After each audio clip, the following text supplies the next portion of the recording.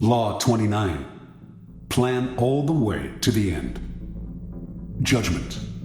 The ending is everything. Plan all the way to it, taking into account all the possible consequences, obstacles, and twists of fortune that might reverse your hard work and give the glory to others. By planning to the end, you will not be overwhelmed by circumstances, and you will know when to stop.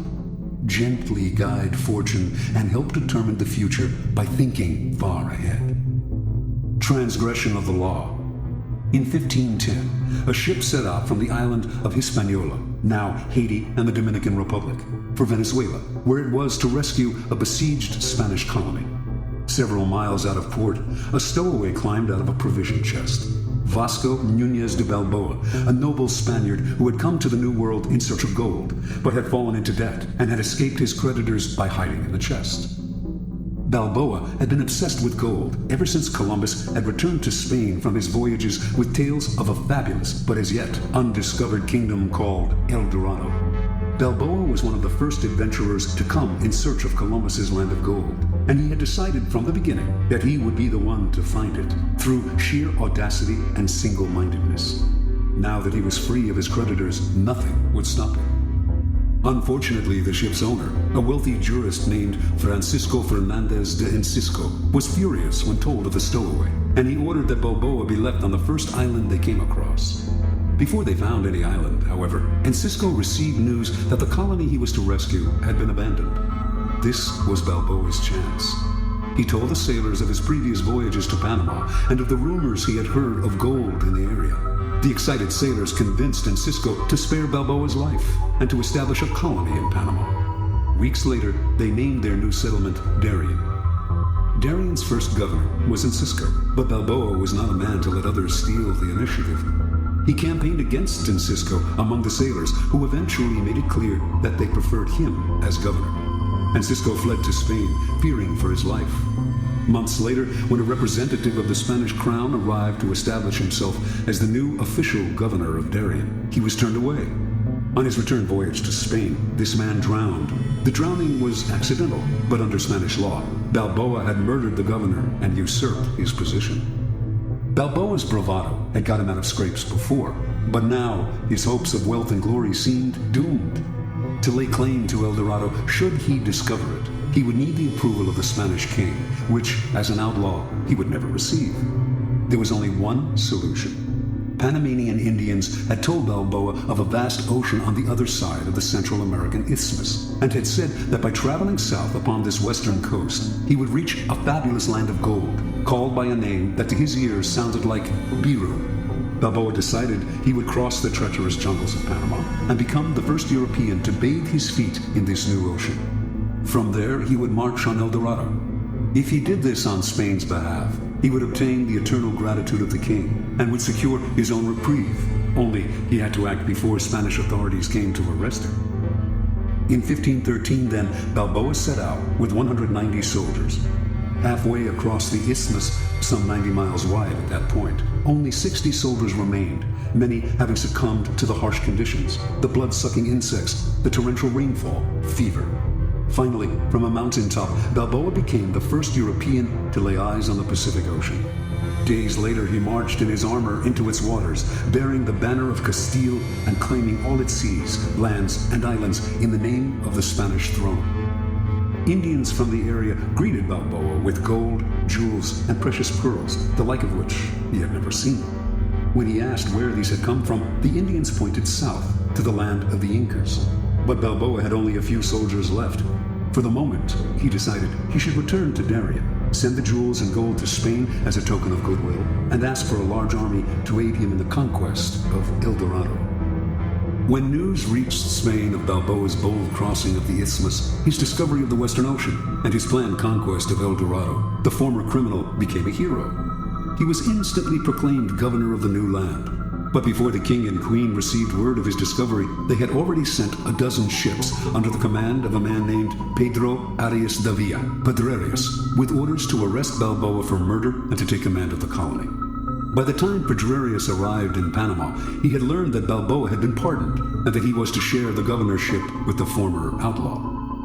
All the same, Balboa felt uneasy. Gold was his dream, El Dorado his only desire. In pursuit of this goal, he had nearly died many times over, and to share the wealth and glory with a newcomer would be intolerable. He also soon discovered that Pedrarius was a jealous, bitter man, and equally unhappy with the situation. Once again, the only solution for Balboa was to seize the initiative by proposing to cross the jungle with a larger army, carrying shipbuilding materials and tools. Once on the Pacific coast, he would create an armada with which to conquer the Incas. Surprisingly enough, Pedrarius agreed to the plan, perhaps sensing it would never work. Hundreds died in this second march through the jungle, and the timber they carried rotted in the torrential rains. Balboa, as usual, was undaunted. No power in the world could thwart his plan, and on arriving at the Pacific, he began to cut down trees for new lumber. But the men remaining to him were too few and too weak to mount an invasion, and once again, Balboa had to return to Darien. Pedrarius had, in any case, invited Balboa back to discuss a new plan, and on the outskirts of the settlement, the explorer was met by Francisco Pizarro, an old friend who had accompanied him on his first crossing of the isthmus. But this was a trap. Leading 100 soldiers, Pizarro surrounded his former friend, arrested him, and returned him to Pedrarius, who tried him on charges of rebellion. A few days later, Balboa's head fell into a basket, along with those of his most trusted followers. Years later, Pizarro himself reached Peru, and Balboa's deeds were forgotten. Interpretation. Most men are ruled by the heart, not the head. Their plans are vague, and when they meet obstacles, they improvise. But improvisation will only bring you as far as the next crisis, and is never a substitute for thinking several steps ahead and planning to the end. Balboa had a dream of glory and wealth, and a vague plan to reach it. Yet his bold deeds and his discovery of the Pacific are largely forgotten, for he committed what in the world of power is the ultimate sin. He went part way, leaving the door open for others to take over. A real man of power would have had the prudence to see the dangers in the distance, the rivals who would want to share in the conquests, the vultures that would hover once they heard the word gold. Balboa should have kept his knowledge of the Incas secret until after he had conquered Peru. Only then would his wealth and his head have been secure. Once Pedrarius arrived on the scene, a man of power and prudence would have schemed to kill or imprison him, and to take over the army he had brought for the conquest of Peru. But Balboa was locked in the moment, always reacting emotionally, never thinking ahead. What good is it to have the greatest dream in the world if others reap the benefits and the glory? Never lose your head over a vague, open-ended dream. Plan to the end. Keys to power. Most people believe that they are, in fact, aware of the future, that they are planning and thinking ahead. They are usually deluded. What they are really doing is succumbing to their desires, to what they want the future to be.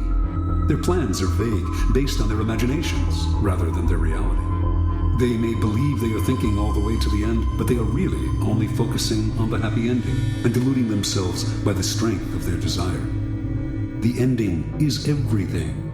It is the end of the action that determines who gets the glory, the money, the prize. Your conclusion must be crystal clear, and you must keep it constantly in mind. You must also figure out how to ward off the vultures circling overhead, trying to live off the carcass of your creation. And you must anticipate the many possible crises that will tempt you to improvise. When you see several steps ahead and plan your moves all the way to the end, you will no longer be tempted by emotion or by the desire to improvise.